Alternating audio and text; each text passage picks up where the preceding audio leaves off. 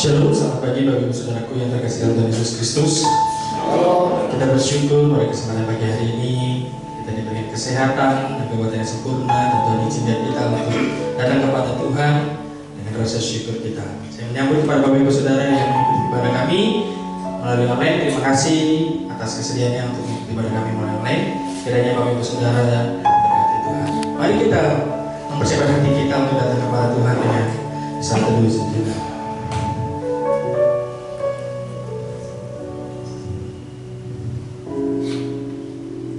Ya Tuhan, punya mulah kebesaran dan kejayaan, kehormatan, kemasyhuran dan keagungannya. Ya segala-galanya yang ada di langit dan di bumi. Ya Tuhan, punya mulah kerajaan dan Engkau yang tertinggi, itu melebihi segala-galanya sebagai kepala. Tawarik 29 ayat 11. Kami datang kepadamu Tuhan dengan rasa syukur kami dan segala hal yang Kau berikan dalam kehidupan kami ya Tuhan. Kiranya pujian penyembahan kami naikkan ke dalam hadirat-Mu ya Tuhan. Biarlah nama Tuhan dipermuliakan, Engkau disenangkan ya Bapa melalui pujian penyembahan kami. Dan kiranya kami juga dibuatkan hati Tuhan untuk mendengarkan kebenaran firman-Mu, dan kami bisa melakukan di dalam kehidupan kami sehari-hari. Dalam nama-Mu kami berdoa dan mengucap syukur. Haleluya. Amin. Selamat datang Ibu, Tuhan Yesus memberkati. Shalom Bapak Ibu Saudara terkasih dalam Tuhan. Selamat pagi semuanya. Bagaimana kabarnya? Baik, luar biasa. Puji nama Tuhan, berikan tepuk tangan bagi Tuhan kita. Kita tidak akan pernah lepas dari pergumulan hidup. Ada amin. Namun sebesar apapun permasalahan hidup yang dihadapi, tetaplah berserah kepada Tuhan. Sebesar apapun hidup kita, sebesar apapun masalah yang kita alami, separah apapun penyakit kita, tetaplah berserah kepada Tuhan.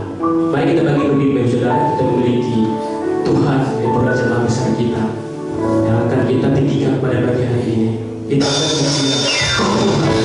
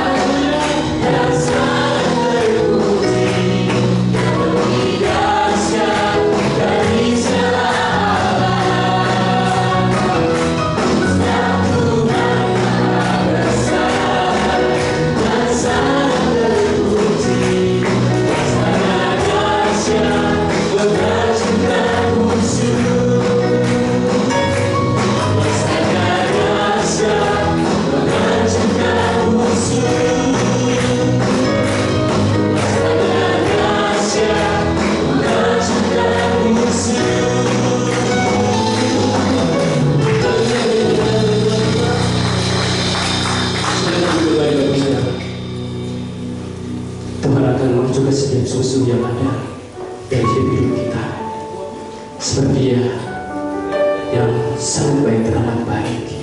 Mari kita angkat terima kita bagi Tuhan. Di setiap musim hidup kita, Dia selalu ada, senantiasa menghiasi kehidupan kita dengan cara kasih setianya tidak pernah berubah dari dahulu, sekarang dan sampai selamanya. Kita akan puji ini.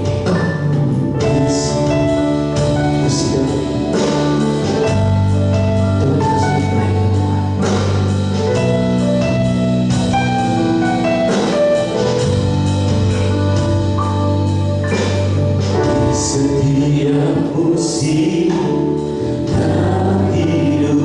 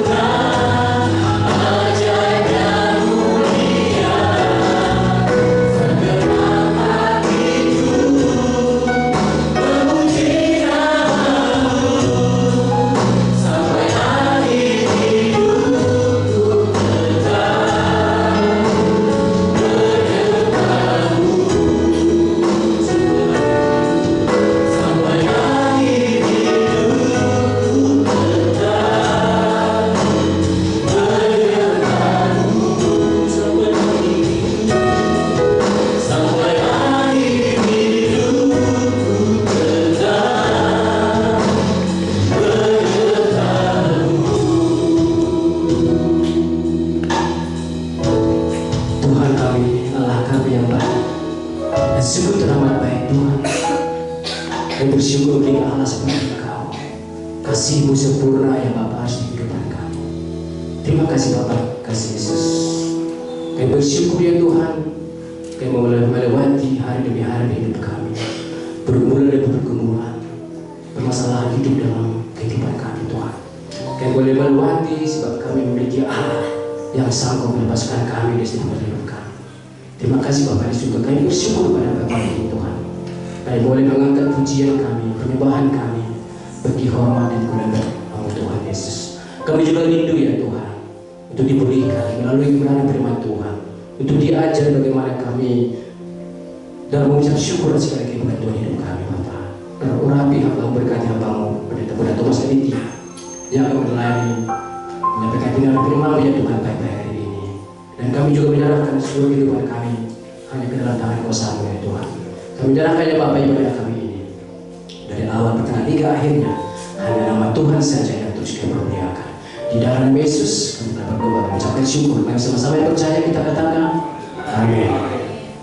Puji nama Tuhan. Baik saudara terkasih, kita tiba saatnya memberikan persembahan syukur melalui persembahan kita, berdoa kita. Saya mau jadi bertugas untuk baca depan. Mazmur 96 ayat 8. Berilah kepada Tuhan kemuliaan namanya, bawalah persembahan dan masuklah pelataranya. Sambil persembahan kita dengarkan, kita akan pujian hatiku percaya. Kita bersyukur sebab semuanya pernah berdoa, hati kita akan percaya meski kuasa Tuhan.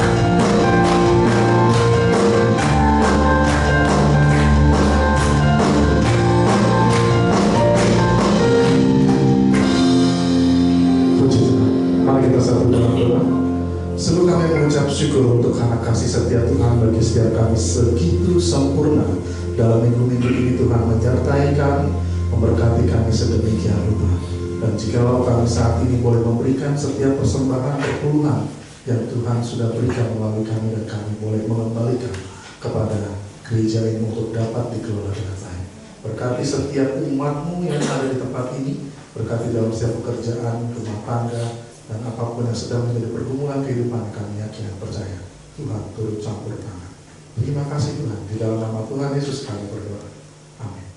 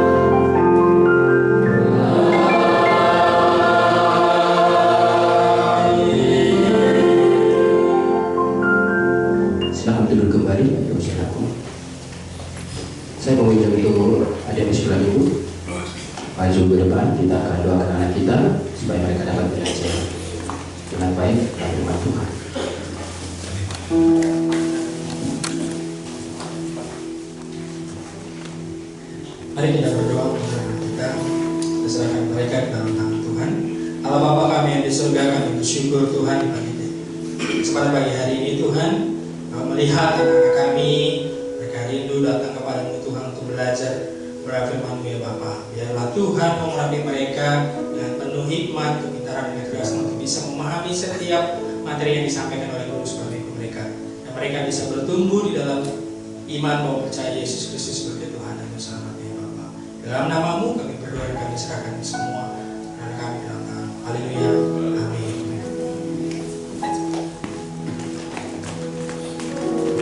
Saya mengundang kepada Bapak Ibu Saudara berdiri. Kita akan masuk dalam bacaan firman Tuhan. Yang terakhir dari ayat 2 ayat 11 sampai 13. Mari kita ikuti bersama-sama. Kita akan baca firman Tuhan ini secara bergantian. Saya ada di ayat 11, Bapak Ibu Saudara ayat 12. Ayat yang ke-13 kita akan baca secara bersama-sama. 1, 2, 3. Ketika sahabat Ayub mendengar kabar tentang segala malapetaka yang menimpa dia, maka datanglah mereka dari tempatnya masing-masing, yakni Elifaz orang Teman dan Bildad orang Suar serta Zofar orang Naamah. Mereka bersepakat untuk mengucapkan belasungkawa kepadanya dan menghibur dia.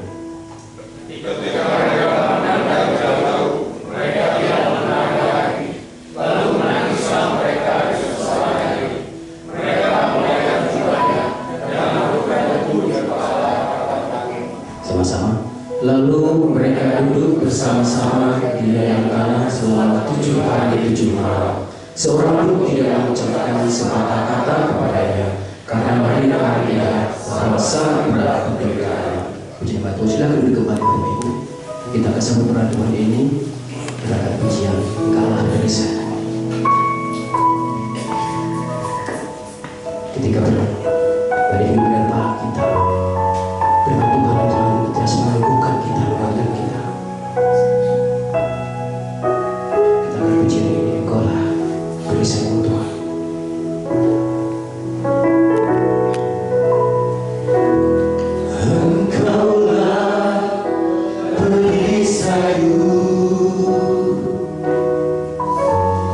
Saat badai hidup menerpaku,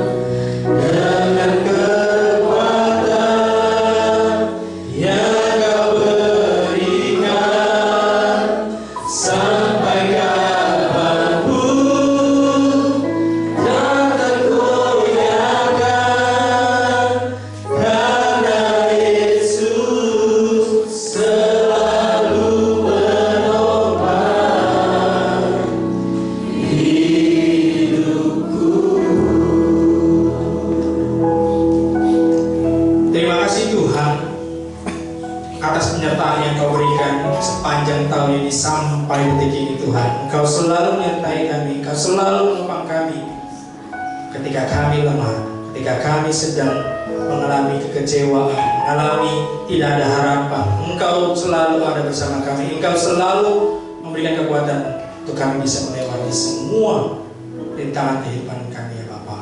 Dan kesempatan pagi hari ini Tuhan, kami ingin belajar kembali kepada firman-Mu Tuhan untuk menguatkan iman kami, rohani kami, supaya kami bisa melewati segala rintangan kehidupan kami ya Bapa. Kami percaya Tuhan, Kau akan menolong kami dalam segala hal. Di dalam nama Tuhan Yesus Kristus kami berdoa dan bersyukur. Haleluya. Amin. Shalom. Tidak terasa kita sudah di bulan November, di penghujung tahun 2025. Saya mau tanya kepada kita semua yang hadir saat ini, siapa yang sepanjang dari Januari sampai Oktober merasa sendiri? Ada yang udah 5 kali?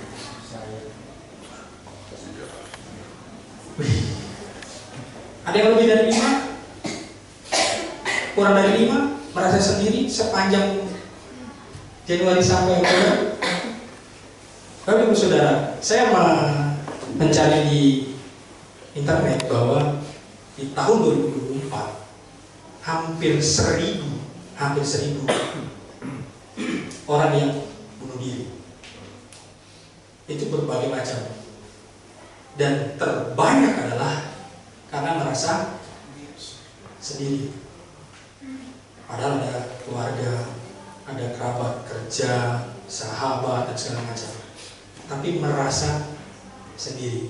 Oleh sebab itu pada kesempatan hari ini kita akan belajar bagaimana kehadiran kita benar-benar bisa hadir. Karena di zaman era digital ini kita sulit untuk namanya benar-benar hadir secara oh ya, terus berduka cita kita by WA. Berapa waktu yang lalu ada kenalan dipanggil Tuhan. Saya baru tahu ternyata di rumah duka sekarang, mungkin ya di rumah duka salah satu di Jakarta, hanya dia atau semua sekarang ada kirim bunga melalui digital. Sudah tidak lagi secara fisik. Mungkin baik tujuannya supaya mengurangi sampah dan segala macam. Tapi Bapak Ibu Saudara, lama-lama orang akan dibuat semua serba digital, dan akhirnya simpati kita mulai berkurang, sehingga terjadinya merasa sendiri, tidak ada yang peduli, tidak ada yang care, dan akhirnya terjadi bunuh diri. Kita akan belajar dari kisah Ayub. Mari kita buka firman Tuhan. Ayub pasal 2 ayat 1 sampai 13. Kita baca satu perikop ini supaya bisa memahami konteks dan cerita dari kisah ini. Kita baca silih berganti, saya yang ganjil, Bapak Ibu Saudara yang genap. Kita silih berganti sampai ayat 13. Kita silih berganti. Saya akan membaca terlebih dahulu Ayub pasal 2 ayat 1 sampai 13. Di slide ada, jadi Bapak Ibu Saudara bisa membaca dari slide. Pada suatu hari datanglah anak-anak Allah menghadap Tuhan, dan di antara mereka datang juga iblis untuk menghadap Tuhan.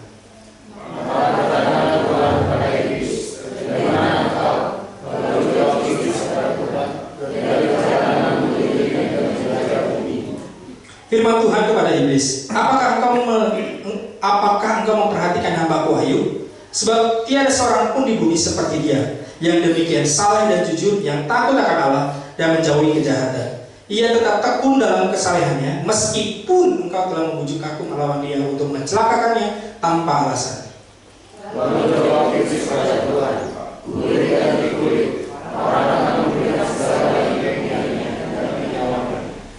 Tetapi ulurkanlah tanganmu dan jamalah tulang dan dagingnya. Ia pasti mengutuki engkau di hadapanmu.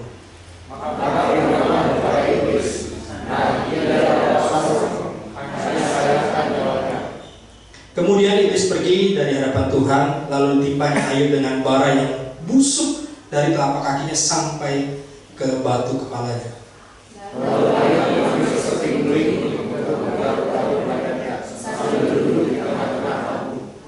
Maka berkatalah istrinya kepadanya, masih bertekulkah engkau dalam kesalehanmu? Kutukilah Allahmu dan matilah. Engkau bicara seperti perempuan gila.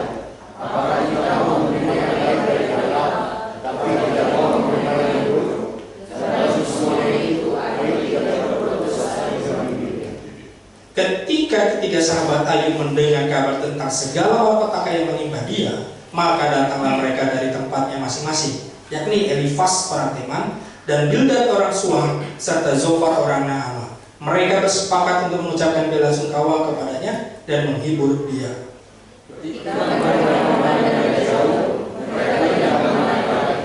Lalu menangislah mereka dengan suara nyaring. Mereka memoyai jubahnya dan menangkapkan dulu di kepala atau kaki.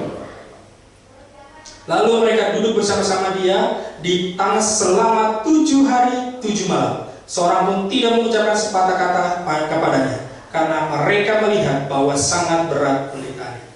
Cerita ini sangat menarik untuk kita belajar bagaimana Ayub merasa sendiri. Ketika banyak masalah yang dihadapinya, dia mengalami sakit, anak-anaknya meninggal dan segala macam, istrinya malah bukan yang mensupport, tetapi berusaha untuk, ya udahlah kamu tinggalin Tuhan kamu, ngapain kamu masih takut di dalam Tuhan? Tuhan tidak perlu. Ketika Ayub merasa sendiri, ada 3 sahabat Ayub yang sangat-sangat luar biasa. Mereka mendengar cerita dan berita tentang Ayub. Kita akan belajar bersama-sama. Ada 2 hal yang kita akan pelajari. Yang pertama yaitu kehadiran dengan tindakan nyata, bukan maya. Di ayat 11 dan 12 dikatakan begini. Ketika ketiga sahabat Ayub mendengar kabar tentang segala malapetaka yang menimpa dia, maka datanglah mereka dari tempatnya masing-masing, yakni Elifas orang Teman dan Bildad orang Suah serta Zofar orang Naamah. Mereka bersepakat untuk mengucapkan bela sungkawa kepadanya dan menghibur dia. Ketika mereka memandang dari jauh, mereka tidak mengenalnya lagi. Lalu menangislah mereka dengan suara nyaring. Mereka memoyakkan jubahnya dan menaburkan debu di kepala terhadap langit. Bapak Ibu Saudara, ini ada kata-kata yang menarik untuk kita pelajari bersama-sama, bahwa ketika ketiga sahabat Ayub mendengar, respon mereka adalah datang. Ada niat untuk hadir. Bukan sekadar hadir yang diucapkan, tetapi ada kelanjutannya. Mereka bersepakat untuk mengucapkan bela sungkawa kepadanya dan menghibur dia. Bapak Ibu Saudara, ketika saya mempelajari ini yang menarik, bahwa mereka bersepakat untuk datang. Ini menunjukkan bahwa mereka sungguh-sungguh berkomitmen untuk datang, untuk hadir. Bukan sekedar oh ya dengar, ya adalah kita hadir, entah kirim makanan, entah kirim apa, kesannya hadir, tetapi secara nyata, secara fisik itu tidak hadir. Tetapi tiga sahabatnya benar-benar dari jauh. Bayangin Bapak Ibu Saudara, kalau diaplikasikan ke saat ini, misalnya kita punya sahabat, katakanlah yang dekat dulu lah, di Jawa Tengah, misalnya di Jogja. Kita mendengar kerabat kita sakit, dekat sekali kita. Apa respon kita? Berani kita ambil cuti, terus kita pergi, mikir-mikir, terbanyak kita mungkin ya nanti ya, atau zaman canggih sekarang ini baik-baik dulu, video call, WhatsApp, gimana sakit ya, Cepat sembuh ya, Tuhan Yesus memberkati. Cepat pulih. Sorry ya, saya tidak bisa hadir dan segala hal. Tapi Ibu Saudara, ketika banyak di antara kita yang butuh kehadiran fisik kita loh, bukan sekedar kata-kata, bukan sekedar WA yang masuk, bukan sekedar oh ya kita memberikan perhatian kepada mereka.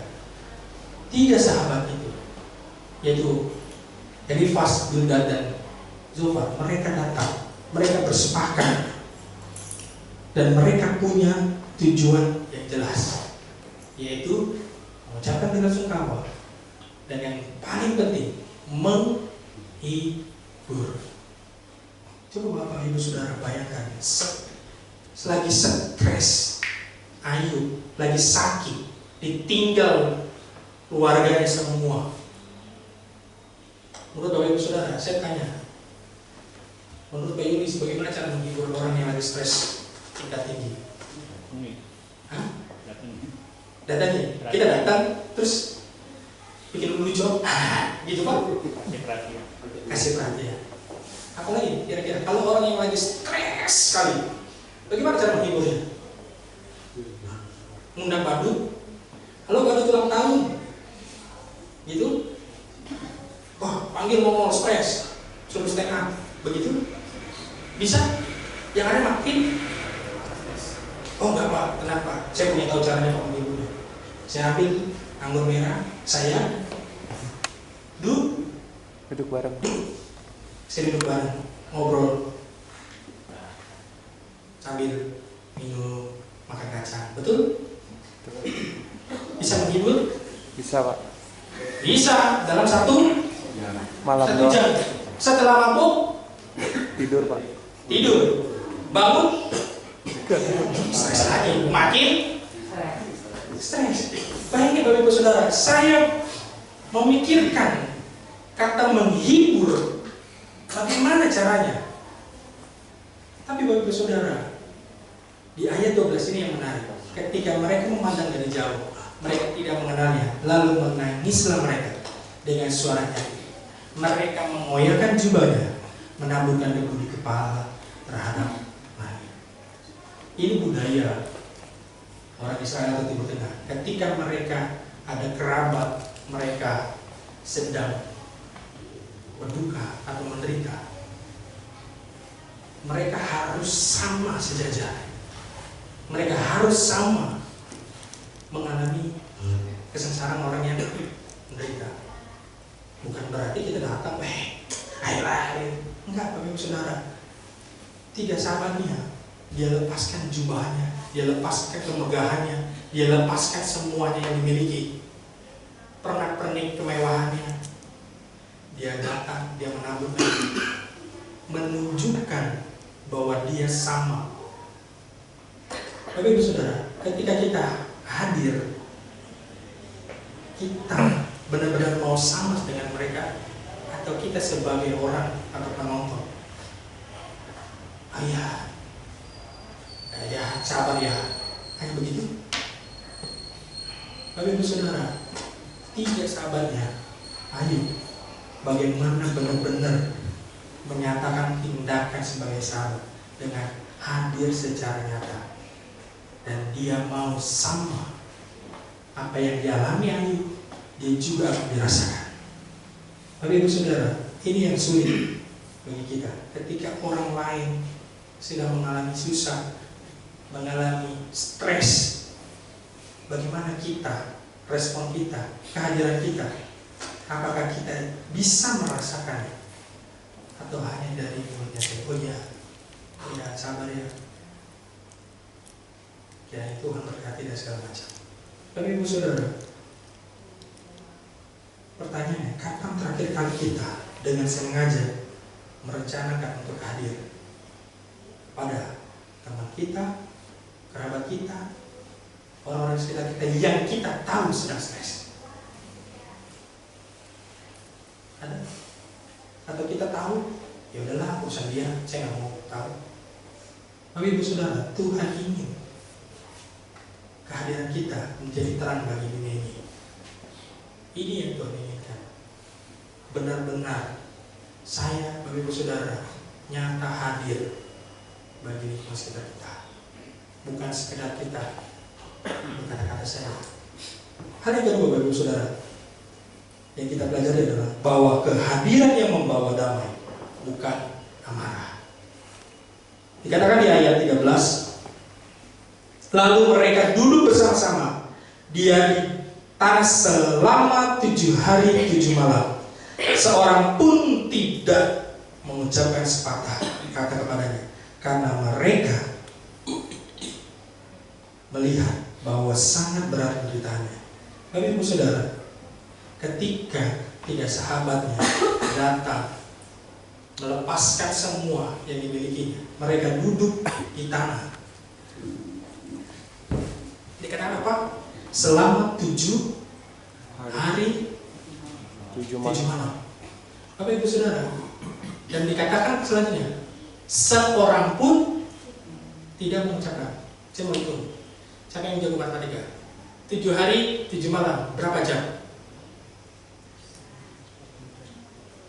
Berapa Pak Inggris? Kira-kira berapa jam? Hah?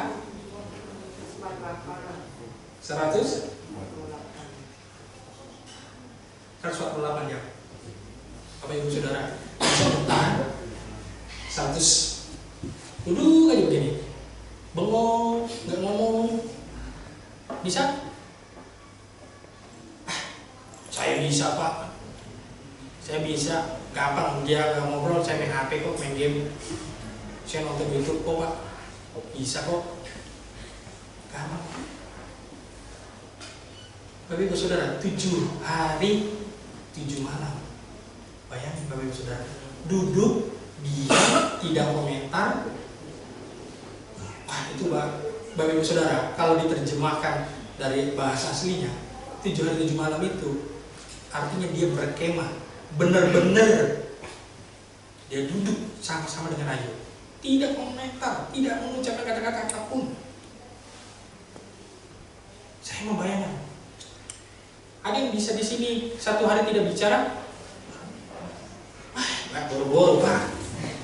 Rasanya Pak kalau ada teman nih sakit menderita, cepat-cepat apa?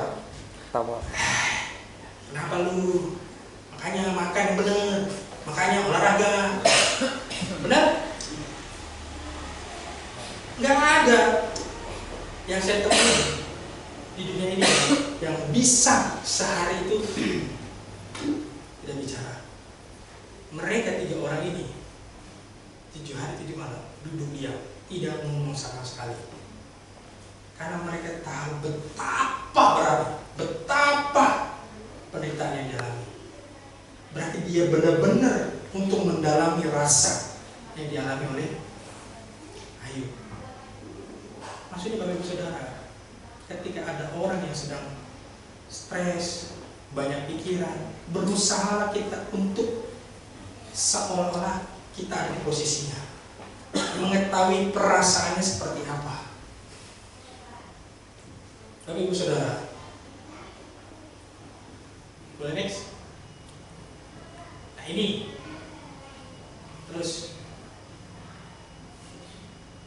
kata tidak mengucapkan sepatah kata mengartikan itu bahwa mereka memilih keheningan karena dia benar-benar tahu mereka. Tapi Bapak Ibu Saudara, di next pasal 3 maka terjadilah, boleh next? Ini 3 sahabat itu mulai berkata-kata. Saya rangkum ini dari pasal 3 sampai pasal 31 atau seterusnya. Saya rangkum sebenarnya ada 3 kali perkataan yang diucapkan oleh sahabat. Pertama, Elifas kepada Ayub di pasal 4 sampai 5 dan 15, itu perkataan yang kedua. Mereka meyakini begini, penderitaan adalah disiplin Allah untuk membawa pertobatan. Ia tidak menuduh Ayub langsung bahwa dia berdosa, tetapi menyeratkan ada sesuatu yang perlu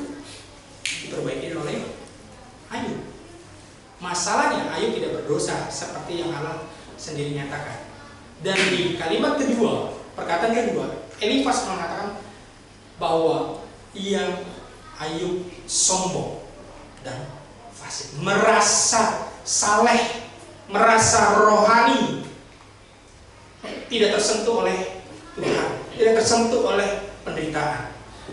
Sedangkan Bildad, ia menyampaikan bahwa ada hukum, yaitu baik pasti diberkati, jahat pasti dihukum. Dia mengibaratkan bahwa Ayub sedang dihukum Tuhan karena berbuat jahat. Makanya di kalimat berikutnya, ia lebih keras daripada Elifas, bahkan menyinggung kematian anak-anaknya. Ayub sebagai bukti itu dosa. Dan ia menggambarkan kehancuran orang fasik dengan detail yang merujuk pada kondisi Ayub. Bahkan di Zofar mengatakan bahwa tidak memberi ruang bagi ketidaktahuan atau misteri. Baginya segala sesuatu hitam putih, tidak ada apa. Ya, enggak. Ayub berdosa karena itu dia menderita.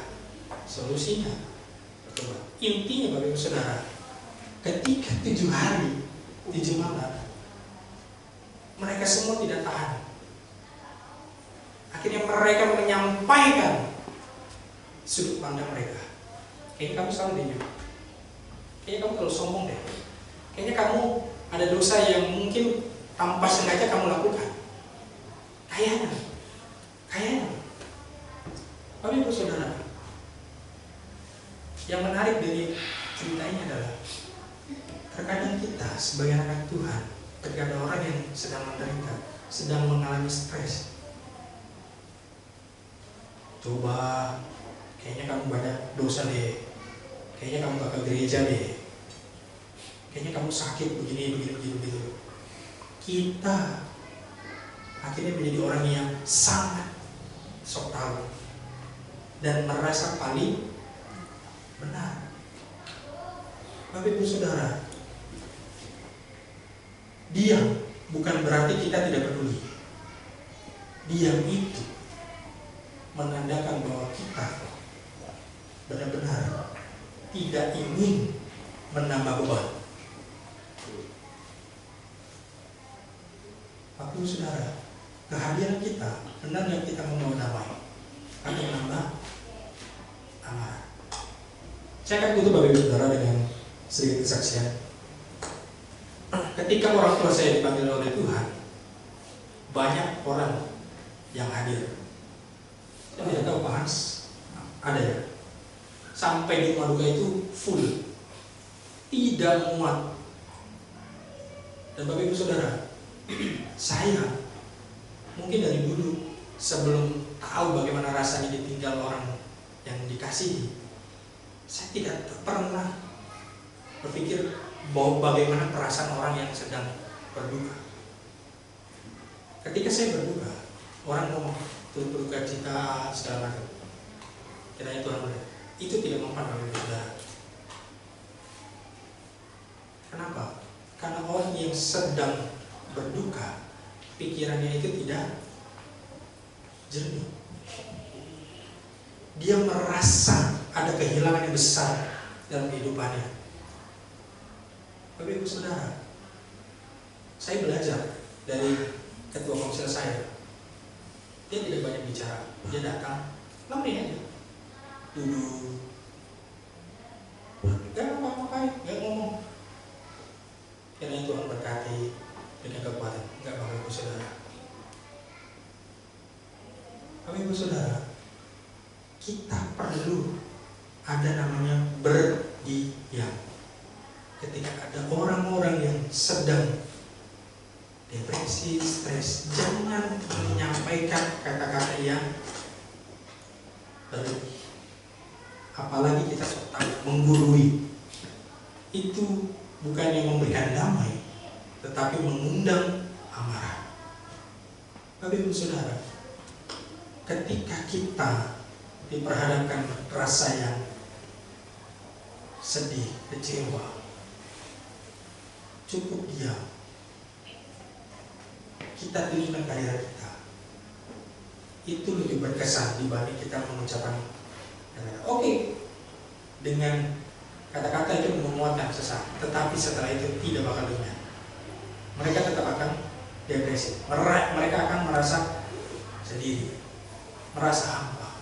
Tapi kehadiran kita setelah itu dan seterusnya, itu yang dirasakan. Jadi kesimpulannya Bapak Ibu Saudara, duduk dengan mereka yang menderita, tangis dengan mereka yang menangis, dan percayalah bahwa kehadiran kita dengan diam, setia, dan tanpa agenda, tanpa ada maksud dan tujuan, yaitu kita mencari atau mengorek-ngorek masalah orang, adalah salah satu cara paling kuat bahwa Kristus hadir di dunia yang hancur ini. Karena dalam kehadiran yang sungguh-sungguh, Allah yang hadir melalui kita. Biarkan diri kita pakai Tuhan, kuasa Tuhan nyata dalam kehidupan kita, dan itu tersampaikan dan dirasakan oleh orang miskin kita. Biarlah kehadiran kita sungguh-sungguh hadir bagi dunia ini, bagi sekitar kita, tetangga kita, kerabat kita, teman kerja kita. Amin. Tuhan Yesus memberkati kita semua. Saya undang WL, musik dan singer untuk langsung ke depan. Kita akan meresponi kepada firman Tuhan.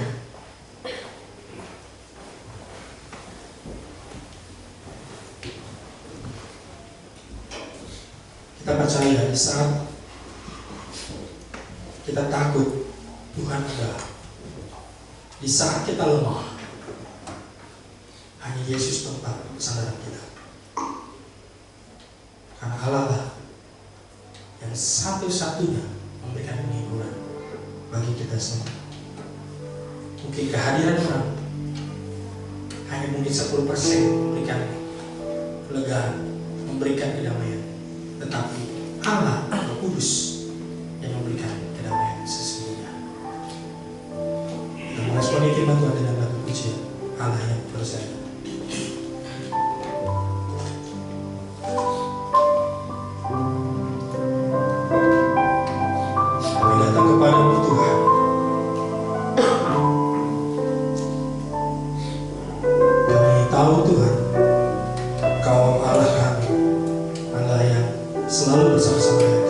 Sebab Engkau Allah yang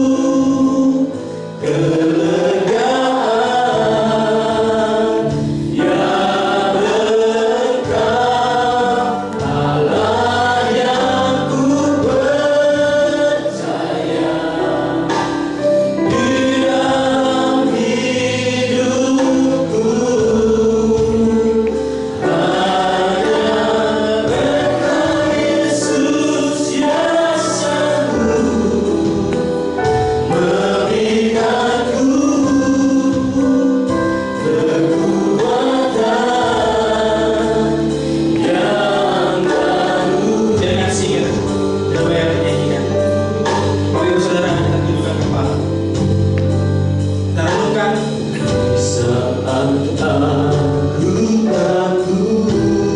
saat kita mengalami merasa sendiri, merasa putus asa, tidak ada orang sekalipun yang peduli, yang memberikan perhatian, yang tidak ada hadir ketika kita memerlukan bantuan. Ingat, ada Tuhan yang selalu bersama-sama dengan kita. Yes. Kami tahu Tuhan, Engkau Allah kami, tempat sandaran kami. Ayo katakan sama-sama, sebab Engkau Allah yang